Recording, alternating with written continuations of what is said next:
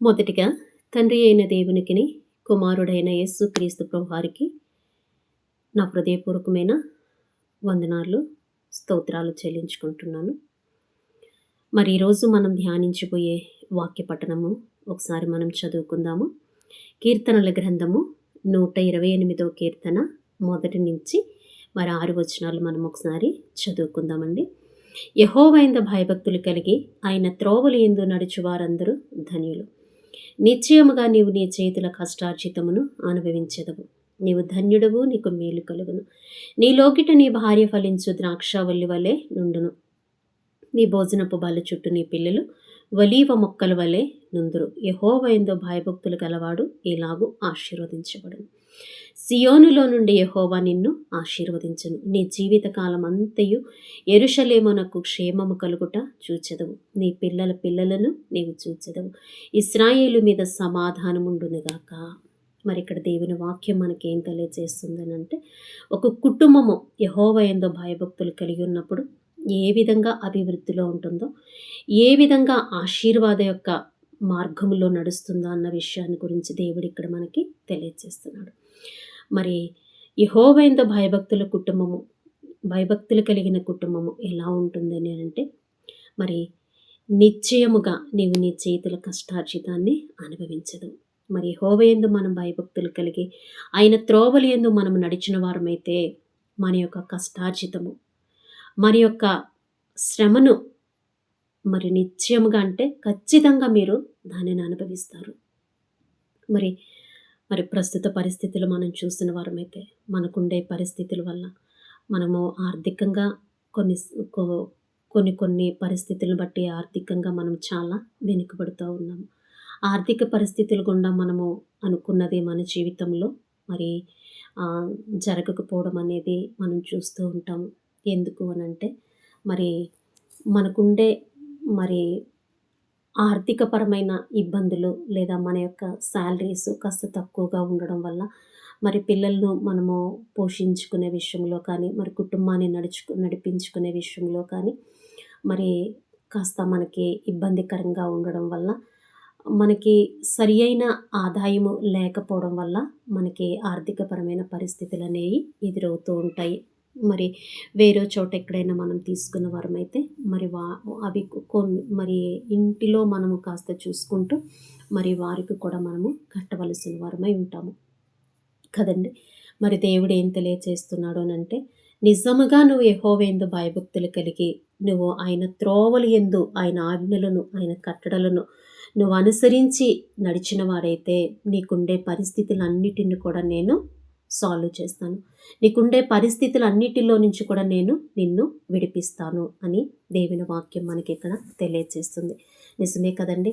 మరి దావీదు గారు ఒక చోట అంటారు కదా కీర్తనలోనే, మరి యెహోవాయందు నమ్మికించిన బిడ్డలు, యెహోవా మీద ఆధారపడి బ్రతికిన బిడ్డలు, యెహోవా మీద ఆనుకుని జీవించిన వారి బిడ్డలు కానీ, వారి సంతానము కానీ భిక్షమెత్తినట్లుగా నేను చూడలేదు అని అంటాడు.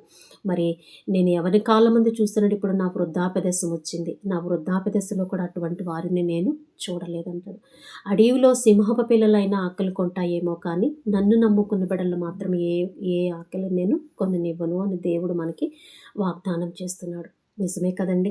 మరి ఆకాశ పక్షులను పోషిస్తున్న దేవుడు, అడవిలో జంతువులన్నిటిని పోషిస్తున్న దేవుడు, మరి వారికంటే మనము శ్రేష్ఠులమని మరి మత్తయి సువార్త మనకు తెలియజేస్తుంది కదా.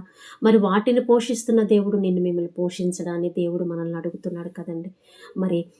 మరి శారీరకమైన తల్లిదండ్రుల కంటే మరి ఆత్మీయ తండ్రి ఎంతో గొప్పగా మనతో మాట్లాడుతూ మనకు ధైర్యాన్ని ఇచ్చే మాటలు తెలియజేస్తున్నాడు కదండి.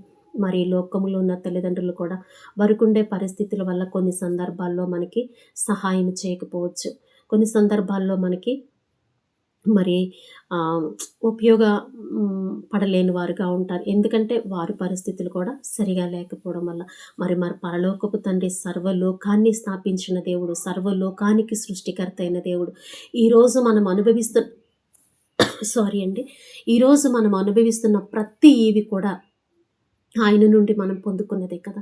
ఈరోజు మనం 3 పూట్ల భోజనం చేస్తున్నామంటే ఆయన యొక్క దయా సంకల్పం వల్లే. ఆయన యొక్క కృప వల్లే, ఆయన దయ వల్లనే. ఆయన సెలవు లేకుండా ఎవరు కూడా భోజనం చేయలేరని మరి వాక్యం మనకు తెలియజేస్తుంది కదా! మరి అటువంటి స్థితిలో దేవుడు మనల్ని ఉంచుతాను అంటున్నాడు. అలా ఎప్పుడు అనంటే ఆయన యందు మనము భయభక్తులు కలిగి జీవించినప్పుడు.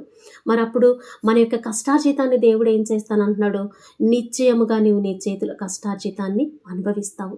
మరి అది తగినంత విధంగా, తగిన సందర్భంలో, తగిన సమయాల్లో మనకెంత ఏది అవసరమైనదో ఆ అవసరతను దేవుడు నేను తీరుస్తాను అని అంటున్నాడు. మరి మనము కష్టము చేయడం వల్ల మనము ఐశ్వర్యవంతులం కాలేమని సామెతల గ్రంథం మనకు కనబడతది. మన కష్టార్జితము చేత మనము ఐశ్వర్యవంతులం కాలేము. దేవుడు మనల్ని ఆశీర్వదిస్తేనే మనము ఐశ్వర్యవంతులమవుతాం. మరి మరి మన యొక్క కుటుంబము ఆయన యందు భయభక్తులు కలిగి ఉన్నప్పుడు ఎలా ఉంటాది అని ఇక్కడ దేవుడు మనకు తెలియజేస్తున్నాడంటే, నీవు ధన్యుడవు, నీకు మేలు కలుగును. నీ లోగిట నీ భార్య ఫలించు ద్రాక్షావల్లి వలె ఉండును. ఏమంటున్నాడు చూసారండి? తన భార్య అనేది ఎలా ఉంటది అనంటే, మరి ద్రాక్షావల్లి వలె ఉంటది అని దేవుని వాక్యం ఇక్కడ తెలియజేస్తుంది. మరి నీ పిల్లలు ఎలా ఉంటారని దేవుడు తెలియజేస్తున్నాడు. నీ భోజనపు పళ్ళ చుట్టూ నీ పిల్లలు ఒలీవ మొక్కల వలె ఉందురు. మరి యెహోవా యందు భయభక్తులు గలవాడు ఈలాగు ఆశీర్వదించబడును. మరి తన భార్య మరి ద్రాక్షావల్లి వలె అనేక మందికి మరి ఫలాలునిచ్చి మరి కుటుంబాన్ని కట్టుకోగలిగిన ఒక మంచి స్త్రీగా, ఒక గుణవతి అయిన స్త్రీగా ఉండాలి అనంటే మనము యెహోవా యందు భయభక్తులు కలిగి ఉన్నప్పుడు మరి మరి మనము అటువంటి స్థితిలో ఉండగలము అని మనకి వాక్యం ఇక్కడ తెలియజేస్తుంది. యెహోవా యందు భయభక్తులు కలిగి ఉన్నప్పుడు మరి భార్య కూడా ఫలించే విధంగా ఉంటుంది. ఆత్మీయ జీవితంలో తను ఫలిస్తూ తన కుటుంబాన్ని కూడా కట్టుకోగలిగిన స్థితిలో ఆమె ఉండగలుగుతుంది. ఒక గుణవతి అయిన భార్యగా ఆమె ఉండగలుగుతుంది. మరి తన పిల్లల్ని ఏ విధంగా ఆత్మీయ జీవితంలో ఆ బిడ్డ పెంచుకోగలుగుతుందనంటే, భోజనపు బల్ల చుట్టూ నీ పిల్లలు ఒలీవ మొక్కల వలె ఉందురు. ఒలీవ మొక్క అంటే ఎంత శ్రేష్టమైన మొక్క కదండి!